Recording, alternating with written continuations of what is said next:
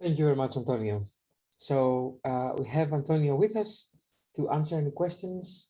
Let me see if there are any. Do you see a hand from Tremal? Let me promote you, Tremal, and feel free to ask your question.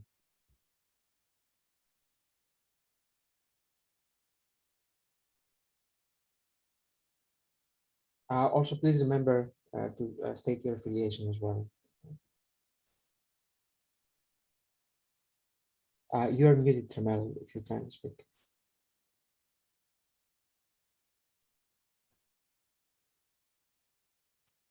Oh, you are still muted, Tremal. Sorry, it took me out of Zoom and I had to rejoin, and then I was muted and off again. Fine, now we can hear you. Anyway, I'm Edward. I'm at Augusta University in Georgia, and I thought this was a really cool talk, and I was actually just thinking about a very similar problem in my work on RDMA networks and distributed systems over RDMA, where it turns out there's a lock fairness problem between the RDMA NIC and the CPU because of the latency between it's basically a Pneuma problem. If a RDMA NIC and a CPU are contending for the same lock, the CPU always gets it. So could the same principle of these hierarchical locks that you compose be used for other heterogeneous systems other than the Pneuma nodes in a CPU? Can you hear me now? I can hear you now. Okay, go. And now you're quiet again. So, yeah, now you're muted, Antonio.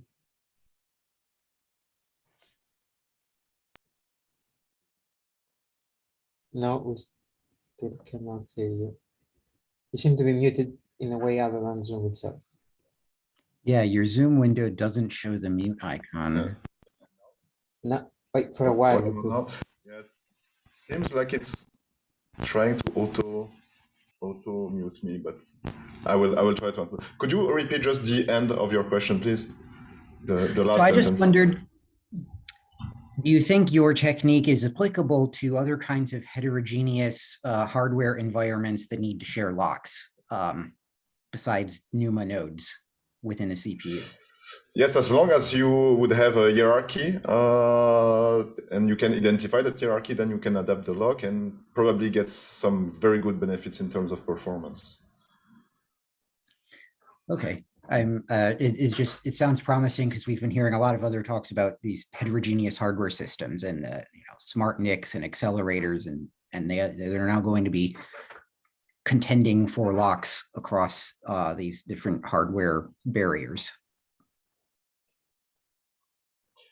Yes, and also if I mentioned in the end of the talk, this big letter architecture, you could even have an unbalanced hierarchy, and in this case, it will require a little bit of extension, but we could support it as well with something that is tailored to the actual platform. So yes, for more heterogeneous hardware, we are very exciting to see as future what we could do.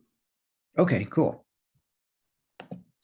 Thank you, Mr. Mel. So let me, in the minute, I was actually going to ask about the big little because you mentioned it, and as curious, to what degree does the power of the nodes affect it shouldn't affect the composition, right? Maybe it should affect the exploration of how the composition would work.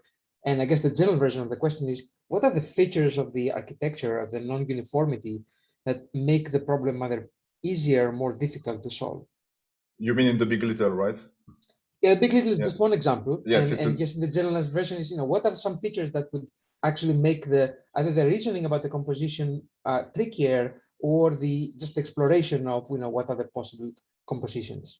So in the current implementation of CLoF, we support different locks in different levels, but in the same level, it's the same lock. But we could easily extend it to have like different nodes that are on the same level implementing different locks. And here it could make sense that in the big little example, for example, you could have on the little cores a lock that is simpler than on the big cores. something that would be more complex, especially since the number of cores is sometimes different. You could have like 2 big cores and 4 little cores, and then the composition would be different. But in terms of the framework and how it would be applied, it would be actually quite the same and quite easy to extend. I see. That was my impression too, right? That the framework, at least for the composition, should not depend on that. No, exactly. Yeah. It's just the feature of the composition that supports different things at the same levels. Great, thank you. There is a question by Shidong. Shidong, you wanna unmute yourself and ask? Oh yeah. So I was just wondering, given the hierarchy, could the CLoF exhaustively generate all possible correct pneuma-aware composition logs? Sorry, could you repeat the question? So could CLoF generate all possible correct pneuma-aware composition logs? Because I can imagine that given the hierarchy, there could be many different choices which are all correct. So like basically, could you like search for all the possible solutions and try to evaluate the performance of everyone, or you will just like stop when you reach some number? So that's exactly what we do in the paper. We generate all different combinations for a given hierarchy that you give as input, and we select the best one. So this is feasible because it's a relatively small amount of combination in the end. For example, with four different basic logs and 4 different levels, you have 256, and our benchmark allows to check every one of them. That's great. Thank you.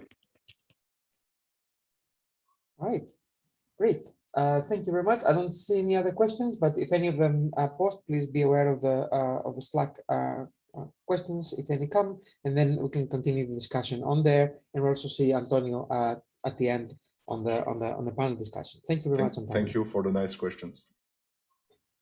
So we're moving on to our final talk for this session and for SOSP. Yes, all good things must come to an end. And this is a talk by Runju Tao, who's a 3rd-year PhD student at Columbia University.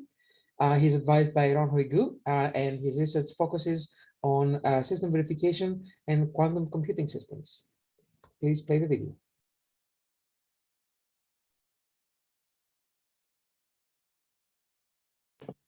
Okay, and I believe we have Rafael here, who's one of the co-authors of the paper, to answer questions. So again, raise your hand or post your questions in Slack.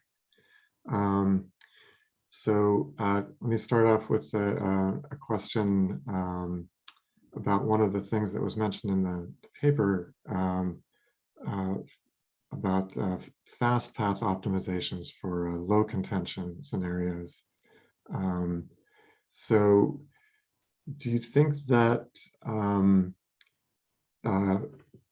you can implement these fast path optimizations in a way that kind of maintains the compositionality here, or would these interfere with composing the different kinds of locks? So yes, we can implement this fast path maintaining the composition. So for example, you could have an interface for the system lock, for the system level lock, that would create this fast path. Or alternatively, you could make something that could, for each level, allow this fast path optimization. But yes, you can keep the composition ability with the fast path. Yes. Okay. And do the different lock levels have to cooperate with each other in this case, or is it just like each level works independently for the fast path? So there are multiple ways that you can do it, depending on like to which extent you want to optimize. So you could, for example, just have the system level, and let's say if a single thread is accessing it to already go directly into the fast path. Or you could also make like different levels have it, so that if, for example, one specific Pneuma node has very few threads in it, it goes into the fast path while the other uses a slower one. So depending to which extent you want to optimize, you can have either this cooperation, or you can have one for the whole system. I see. Okay. So one thing you mentioned on your last slide was that you'd like to integrate this into, say, a real operating system like Linux and deploy it.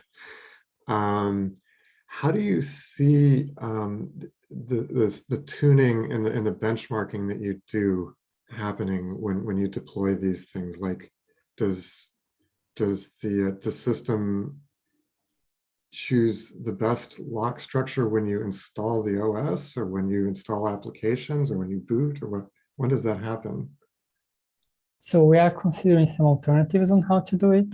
So for example, one possible approach that we could take was to try at boot time, make a very quick benchmark to evaluate some options, or to, for example, try to figure out combinations that work generally for most machines, and use them for this as a common approach to be used. Okay, and is this something where you think like system administrators will want to get involved and say, oh, I want this benchmark for this application, and please optimize the locks for that? Or is this something completely behind the scenes? So this is something that could be done in theory, yes. However, we found in our benchmarks that is generally the best lock combination is the same regardless of the benchmark. So we have tested also after the camera ready that 4 different benchmarks, the best lock combination was always the same. So we expect that such specific benchmarking might not be necessary. I see. Okay. And actually that surprises me a little bit, because the graphs you showed were very dense, because there were so many different combinations in them. So I thought, surely, like, the 5 that are packed near the top, there might be some random fluctuation between them depending on the benchmark. Are you saying there wasn't? So there exists some random fluctuation, but it's usually very small. So say, let's say 1% or something. So usually, if you pick the best one found in one benchmark, it will also be equivalent in the other. Okay.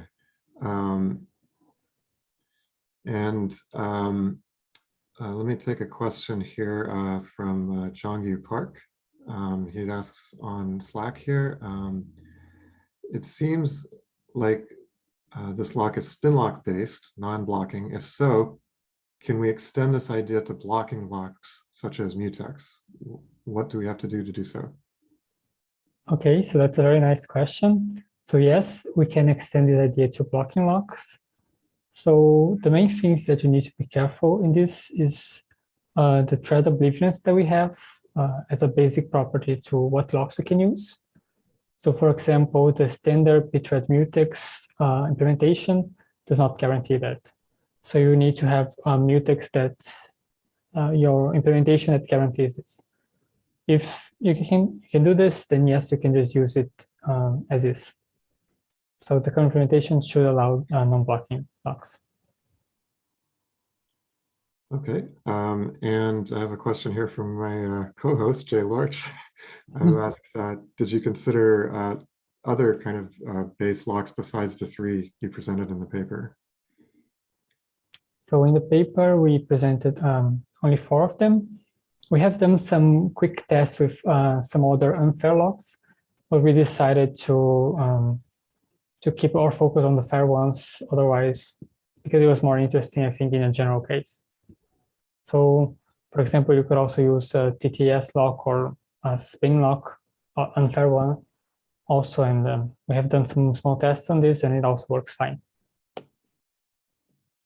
Okay, and I'm actually going to reach back into the history here of a question that was asked this morning by Edward Tremmel. So he asked about not just Pneuma CPU nodes, but potentially other devices interacting with the memory like SmartNICs and so on.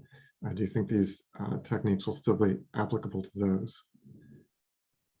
Okay, so the way that CLoF currently works, you could abstract these NICs as being, for example, another node in a level, and you could then use this to guarantee that both the NICs and the CPUs are being used and can use this lock. Alternatively, we also have as a future work similar to the big LITtle case, the possibility to try and make, for example, different locks for the NICs and the CPUs to try and get an even better improvement. Okay, thanks. So thanks, Rafael, for taking questions, and I'd also like to thank Antonio for giving the talk. And I guess we'll have you at the panel at the end as well, I hope. Yes. And so with that, let's go on to the